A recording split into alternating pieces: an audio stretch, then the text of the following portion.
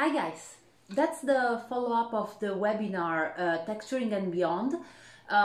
We decided to record this video because you asked many questions that we didn't have the time to actually address during the live session. So we thought that maybe the best thing would have been to well, give you your very well-deserved answer through this video. So I will try to go through the questions that you had. Why did you start on the VFX and you stayed there? Well, I think I mentioned this a little bit during the webinar. I worked in the video games field before, and then at a certain point I decided that I wanted to try something new. That's also something that I'm always challenged to try new things. And after doing 2D for video games, I decided that for me was the time to try visual effects and try 3D. So that's why I actually decided to go into the visual effects, and well, I decided to stay there because it's a field that I like very much. I am very detail oriented, and you know, when you work in visual effects, you aim to do realistic things most of the times, and that's what actually gave me the will to stay in the field. And also because it's really nice, especially when you just start, to see for the first time your name in the credits of a movie. So yeah, that's one of the reasons. What did you study to get into this specialty? Okay, so specifically I did well, before I studied at university right after high school, and I did graphic design and multimedia, so that was not really related to any specific to visual effects. I mean, when I started studying, it was not like now that you have many possibilities, many online schools that you can, you know, just enroll to a course and still get valuable teaching and valuable tools to get into the field. When I started, there was not that many options. And also the options that they were not as known as they are nowadays. So I just did, like, I took my bachelor in graphic arts, and then after that I did some more specialization courses that they were not really focused on VFX, not yet. And just after that I decided to leave the video games field and go more into the 3D and VFX. That's where I did this super 4-month intense course in Denmark that was specific for visual effects. Of course, that the studies that I did, they were already supported by the fact that I was already working, and I still knew at least, you know, some things, some workflow, some stuff that they were not specific for visual effects, but still they gave me the possibility to get the best out of the visual effects course that I did. So that's basically what I did, and a lot of things I learned it by myself and by practicing and experience. Was it hard to get into Pixelmondo? Well, I think I answered this question a little bit also during our webinar when I was asked how I got into Pixelmondo. So, you know, it was a mixture of luck, as always, and hard work as well. So, you know, it's not if it was hard to get into Pixelmondo, it's generally, it could seem that it's hard to get noticed by a company and get replied from a company, and but it's really normal that you have to send a lot of applications before someone answers you or you nail an interview. So I also did that. I mean, I was lucky enough that I got into Pixelmondo and that was my first choice, but still I sent so many applications to so many companies, and you know, especially at the beginning, they don't just answer you, all of them, or maybe you have to wait for so long. So it's it could look difficult, but trust me, this is a field that if you have a good reel and you get the right chance to apply to a position that suits you, you have very good chances to get in. I mean, of course, as I said, you need to have a good reel, and you need to be motivated for that. So how difficult it is, it really depends from you and from the openings that there are. Okay, so my favorite movie, at least one of my favorite movie, it's Life of Pi. I don't know if you guys know it. It's not a very recent movie. It's still from some years ago. And that movie for me was mind-blowing. And the reason why I say it was mind-blowing, it's because the visual effects, they were amazing. They did all of these creatures, and it was really, really good. But not only because there were very good visual effects, it's because the story was so good, and the story was good and the visual effects were serving the story. So this is something really important for me. It's like, I mean, even if I work in the visual effects field, I don't get super, I don't know, emotional because I see some very cool visual effect, explosion and creatures and robots. I love that, but I also love this when they are supported by a very strong story. So I think the best marriage is when actually the story marriages the visual effects, and the visual effects are there to support the story and the storytelling. So for me, that's Life of Pi, the best example of this marriage between the story and the visual effects. So then, moving more to more specific question, we got a lot of question about Substance Painter, because, well, I know that when we are talking about texturing, a lot of you guys probably already approached Substance Painter, because that's the software that most of the people approach first. For sure it's not Mari, because Mari is kind of like a beast of a software. So the first question is if the knowledge of Substance Painter is enough to work in industry, if a person doesn't know Maya, what are the skills and software you think one texture artist should possess and learn? Again, I discussed a little bit about this during the webinar. What I can tell you for sure is that if you want to be a texture artist, knowing only Substance Painter it's not enough. And especially because Substance Painter, it's a great software, and as I said, we use it a lot, but that's not the only software that it's required for a texture artist to use. It's Mari would be a very important part of the work, especially if you're working in visual effects. So you cannot just know Substance Painter if you want to be a texture artist. If you are a 3D generalist, then it's fine if you just know Substance Painter. The problem is that with Substance Painter, it's that a lot of people think that the moment they can start using the software, they are actually able to texture, or, you know, to handle the texture. And this is true as long as you remain inside Substance Painter, because Substance Painter can do a lot of things for you. You have a lot of presets, you have a lot of great like mask, and a lot of resources that are inside the software. The problem is that if you don't understand the fundamentals of texturing, Substance Painter is not the software that it's going to teach you that, because it's doing most of the stuff for you. The other thing is that a good texture artist that is using Substance Painter is a person that can use Substance Painter but can build his own material inside the software and not using the presets. So to answer the question, no, Substance Painter it's not enough if you want to be a texture artist. Of course you can be stronger in Substance Painter and just know Mari a bit less, and then you can, you know, level up a little bit. But just thinking that knowing Substance Painter will land you a job in texturing, that wouldn't be enough. And the same goes for, you need to have a kind of knowledge for 3D. That doesn't mean that you have to be a modeler, but you still need to know Maya. You need to know Maya and 3D, because you need to be able to do UVs.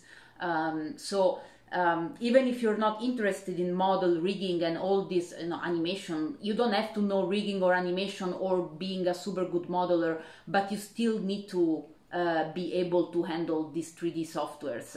And that's what I said also during the webinar, that usually the texturing people, they start as 3D generalists, because of course there is maybe, you don't just start studying one thing.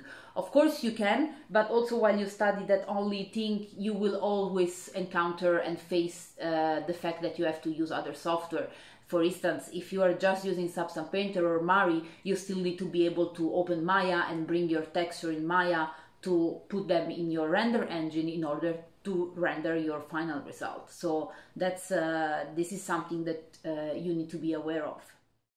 How far can you get within Substance before you have to use Mari? Can you get most art surface texture done in Substance without cracking open Mari? So I think this this question is similar to the previous one, where I would say you don't you cannot only use Substance Painter. What I can tell you is that for sure you can do a lot of art surface in Substance Painter. That's what we do as well, and you can still not open Mari for some of the props that you might need to do, some of the asset, but for sure you need to be prepared for anything. Sometimes we also, the way we use, for instance, at work, Substance Painter in our workflow, when we have a lot of props to do that goes in an environment, so that it's a scene that has a lot of asset and none of this is a Nero asset, then it's very common that we use only Substance Painter to do good textures. But sometimes it can happen that we do like a first procedural pass in Substance Painter and we manage to generate some nice masks, then we export everything and then we go into Mari to do the final work and detailing and all of that is hand painting that for sure works better in Mari. So that really depends. And to answer the question, yes, we can use only Substance Painter sometimes to do some texture, but it's not always like this. You would see also that some visual effects companies, they don't use Substance Painter at all.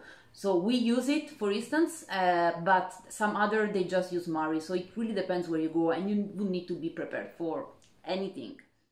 I've heard that you can do UVs easily by importing your model into Substance. How do you normally do your UVs? Is it done by the modeler? Okay, so with the newest version of Substance Painter, for sure you can do automatic UVs inside the software, but that's not really what it's done in a pipeline, in a visual effects pipeline, because, well, first of all, we don't do automatic UVs. If you would tell any texture artist that they have to work on automatic UVs, probably they would kill themselves, because UVs are also very, very important for making a good texturing work and keep it optimized. So that's this is something that it's really important. And then, well, in our case, it's the modeling department that is doing the UVs, and then they get reviewed by me, in this case, if there is the need to do, or it's the lead modeler that is reviewing the UVs, and sometimes we also discuss together with the texturing department on what is the best way to do UVs for some specific assets. So you see, that really depends, because for instance in some other companies it might happen that the texture artists are doing their own UVs. Of course these have some advantages, because if the texture artist is doing his own UVs, that means that the texture artist can decide how he wants to lay out the UVs based on the kind of texturing work that he or she needs to do. But in this case and in many cases, modeling also can do UVs. Have you transferred your texture in Unreal from Substance, and does Substance work well within Unreal? Do you have to export your texture to Maya and then into Unreal? Okay, so I think, well, Unreal, it's something that it's becoming really famous for visual effects, and for sure Substance, it's well prepared to handle all the Unreal workflow. To be honest, for a texture artist that is using already the PBR metallic roughness workflow, that doesn't make a big difference, because the maps that we are exporting for Unreal, well, most of the times are the same maps that we would export for Arnold, for example. So in this case, it's just a matter of exporting in the right format and making sure that some technicalities are respected. But for sure you can do your texture work in Substance Painter, but also in Mari, and then you can just export and they can go straight to Unreal. They don't have to go through Maya, because that's not needed. Well, sometimes they can go to Maya and you can do a render in the render engine just to see how they would look, but still this passage is not needed to have texture working in Unreal. You just output them and send them directly to Unreal, and then inside Unreal they will be the material will be built. Mandalorian also used Unreal Engine for virtual production. I guess all concepts translate between all those. Okay, yes, sure, Mandalorian used the Unreal Engine. They were one of the first production that used that, and that was done by ILM. So that they kind of like set they raised the bar a bit higher, and now the Unreal is used way more in VFX. Also at Pixelmondo, in my company, they built a huge stage in the Toronto facility. So they built a virtual stage, and we worked also with Unreal, not for The Mandalorian, but for Star Trek Discovery Season 4. And well, that was kind of like a nice experience, because you know, some things changed in the whole workflow, especially for modeling, and also how to bring all of the models and texture and back to Unreal. Yeah, so that was kind of like an experience where we also had to optimize a lot for texturing, because the moment that you work with Unreal, you cannot have too many UDIMs. You need to really think about how you're going to put all your textures, if you have too many, inside Unreal. So this is something that it's going to be used more and more in the coming years, and you will see it, because this is a hot topic right now. So we will see what are the developments for Unreal as well. I'm actually looking forward to see what could be the new texture workflow that we will have to face for this kind of approach. Okay, so then we have some more general question on software and skills. So he's saying that he's currently a freelance graphic designer and a 3D generalist, but is studying marketing and business communication. Can the knowledge in marketing be an advantage for me for entering the 3D industry? Like, I would have more insights for the industry, the process, the desired result. So, for sure, it could become part of your soft skills. You know, it's like, I cannot tell you like practically how the marketing can help you to get into the visual effects field. For sure, I mean, you need the skills for using the 3D software to get, if you want to become a 3D generalist, a modeler, or a texture artist.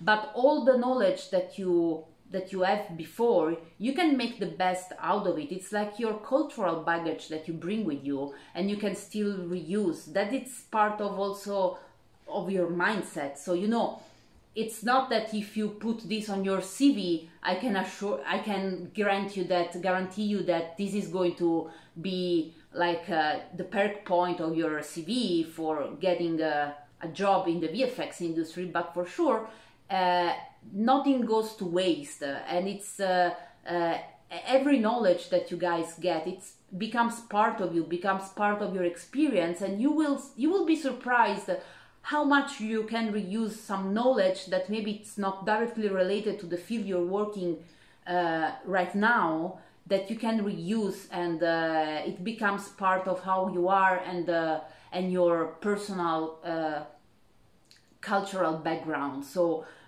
maybe you won't see like a direct effect on how many companies offer you an interview, but for sure it will have its benefit. And this is true for any path that you might have done before, maybe trying to join the VFX world or the 3D world. So just always make the best out of your past experiences. That's really, really important. I have played around on personal project with Blender. I have DaVinci Resolve Studio. Where would you suggest we start experimenting? Any software to focus on? Well, this really depends what you want to do. So, you know, if you want to be a modeler, I would say you need to start playing around with Maya. I mean, Blender is also fine, because as I said, if you learn the logic behind how it works to do a proper model with a proper topology, you know, all of these things that the modelers needs to know, then you are able to do it either in Blender or Maya or 3D Studio Max. And the same goes for texturing. For texturing, for sure, if you want to start experimenting, well, the first thing would be you can experiment with Substance Painter, but still, if you really want to get into texturing, you should try to get into Mari and understand the theory behind it. And also a good way would be to start using some render engine and do some shading. So I would suggest you Arnold, but also V-Ray, it's a good option. But Arnold, for sure, it's more integrated with Substance Painter, and well, Mari can do easily everything. So that wouldn't be a problem. So, you know, the software to focus on, it's really up to you. I would say that if you really want a name for modeling that then goes also together with texturing, you would need to check Maya, because that's the software, the 3D software that it's most used in VFX. And then for render engine, well, you can go with Arnold. I think Arnold is also a bit more straightforward compared to V-Ray. And then again, for texturing, Substance Painter, but that's not enough. You need to put your hands on Mari, but you can start with Substance Painter. So you see, it really depends. What is the best way to learn the knowledge before the knowledge without money? Okay, that's a $1 million question. Well, this is, you are referring to a slide that I was talking about during the webinar, where I was saying that even before you guys learn all the tools and all the software and everything, you need to have the right mindset. You need to work on your skills, on your soft skills, and you know, learn to work in team and be aware of your skills, and also learn from the others. So all of this knowledge before the knowledge, well, the good news is that even if even if you had a lot of money that you're willing to pay to learn this thing, you wouldn't really find that many places where you could actually learn this kind of soft skills. This is something that comes with time, and this is something that comes with experience. And also, you know, a lot of schools, they teach you greatly like how to use the software and everything, but I always feel that sometimes this knowledge before the knowledge, it's not taught enough. Of course, I wouldn't be able myself to teach you how to, how to have the right mindset, but at least I can tell you what would be the right mindset. So the first step would be to start thinking about where you are now and what things you could do to change. And this is something, again, that comes with experience, but first thing you can do is like keep an open mind on everything. Keep an open mind, keep fighting, don't give up if you see that you have some bumps in your road, because this is normal. So the biggest bottleneck in this field when people start, it's that they start with a lot of enthusiasm, thinking that maybe after 1 month of course they are ready to take the VFX industry by storm, and then they realize that it's not like this. And then there is the splitting between the people that they give up because somehow they were too, let's say, too confident and too sure that just, doing a 1 month course would nail them all the best possible jobs, or like at the highest level jobs. And the other people that then they know that this is just part of the process and they keep moving forward. And that's where the first step, where you start building the right mindset. So this is something that no one can really teach you. Well, we can talk about these things, but this needs really to come from you. So you can just start learning to be patient and really do your best, and always measure yourself and your skill with where you started and where you want to be, where you are at now, and be make a good critique on yourself. So that is really important. Well, so you see, the good news is that you don't need money to learn the knowledge before the knowledge. It's a process. What's the future of VFX? Whoa, wow. Okay, the future of VFX, that's quite a generic question that, it might have many answers. What I can say is that the VFX definitely are getting bigger and bigger, and like the production companies are asking more and more from the visual effects. So, it's like technology is developing, computers are getting more powerful, and then we are able to do more powerful things. So then directors and production companies are asking even more, that they want to do even more. So this is something that it will keep growing exponentially. But for the future of visual effects, I think we will always have visual effects. And you know, now that the Unreal and this virtual stage and virtual reality it's coming into play, I think this could change and make the visual effects develop more into having some virtual stage to have the virtual stage way more integrated in a visual effects pipeline.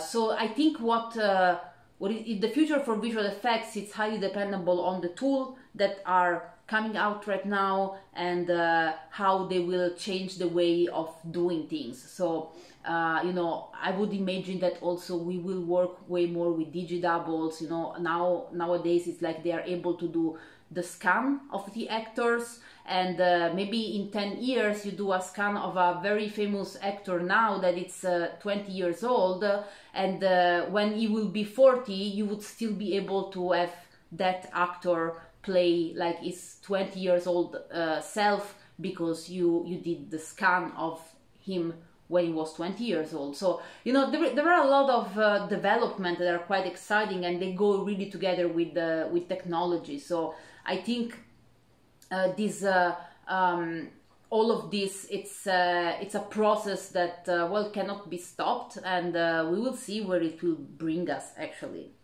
From your point of view, how does a director guide the VFX department? What does a film director need to know before and during the process? That's an interesting question, because that really depends. So, you know, there are some directors that they are kind of, let's say, old style. So they say, okay, I don't want to have anything to do with the visual effects during like really like the production. So they just give their artistic feedback on what they want, their artistic direction, how things they expect to be, but they don't get too much into the technical aspect, because they rely on the visual effects company to guide them and suggest how to do things. So that would be, for instance, when they are shooting on set and there are some shots that also they know already that they will have some VFX in them, then the VFX supervisor goes on set as well, and that's the visual effects supervisor is the one that is responsible on set to make sure that everything is going to work fine from the technical point of view, in order to have a good shooting, that we will be able also to work and put our visual effects in. So, and sometimes there are also directors that they want to be more involved in all the visual effects process. Of course, they would rely still on what the visual effects supervisor says for technical things. So if a visual effects supervisor said, okay, we need a green screen there in order to shoot this sequence, well, the director needs to trust the visual effects supervisor. So, you know, it really depends from director to director. Sometimes director could be that they know visual effects very well, so they could also give suggestion on how to approach some things or some others, but director is always supported by the visual effects supervisor on set to really tackle all of this, you know, bringing back the real life together with the visual effects. I have two questions that unfortunately I cannot really answer from Vinay.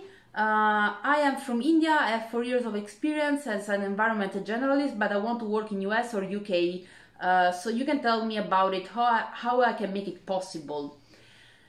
Well, unfortunately, I'm not the one that can answer this question. I think the biggest issue is having a visa, like a working visa. And you know, it's like, it's not just the problem of India. I know there are a lot of talented artists in India that they want to, you know, come and work in US or UK or Europe, but that's mostly a visa problem. So it's not about I mean, I cannot give you a suggestion, because that really depends if the company is offering working visa or not. So, you know, sometimes, I mean, I'm in Germany, so I'm in Europe, and also for us that we are in Europe, sometimes when they offer jobs in Canada or in Australia, if they don't offer the working visa, it gets really, really difficult for us to nail those jobs, to get those jobs, because you need a working visa for that. And usually if the company is not offering this, then it gets really, really difficult to get one. So this is also a problem, not only with India or any other country. It's a problem depending from country to country. That really depends. So it really depends from the company. So then Secho Behero, oh my god, sorry for like ruining your names, guys, is asking if, well, you send me the link to Israel, and if I can give some suggestion. Well, I cannot do it right now.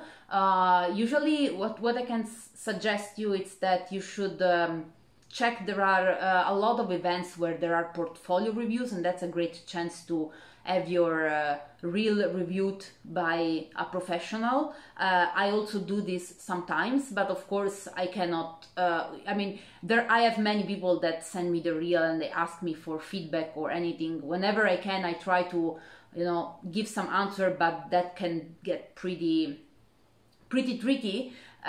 So, and also for you, the best way is always to check whenever there is some events where they do the portfolio review. Don't be shy and go there and you know, show your portfolio. You can learn a lot from this kind of feedbacks. Okay, so I think that's well, that's the last question from Daniel, and well, the question is just like just wondering where we can follow you on social media, Instagram, Facebook, etc. Well, you can easily find me on the LinkedIn, so you can look for Claudia Marvisi and you can add me there, and yeah, that's basically where you would find me. I'm also on Vimeo, but on the other, well, social media, I'm not a very like social media person. Like, I don't have that many public accounts on social media, but for sure I'm there on LinkedIn, and well, if you guys want to add me, I would be happy to see you there. So I think that's all for the question that you had during the webinar. Of course, I didn't read again the one that we already answered during the live session. I really want to thank you again, guys, for being there, for being so interested and posing so many questions. That was really nice for me. I'm always happy to talk about this kind of topics, especially when it comes to texturing. Well, not only because it's my field, but also because I always feel that it's a topic that it's never covered enough, and it's actually a beautiful word. So again, thank you very much, guys, for being there, and well, maybe we'll see you each other again. Who knows? Right now, I wish you all the best of luck, and bye bye.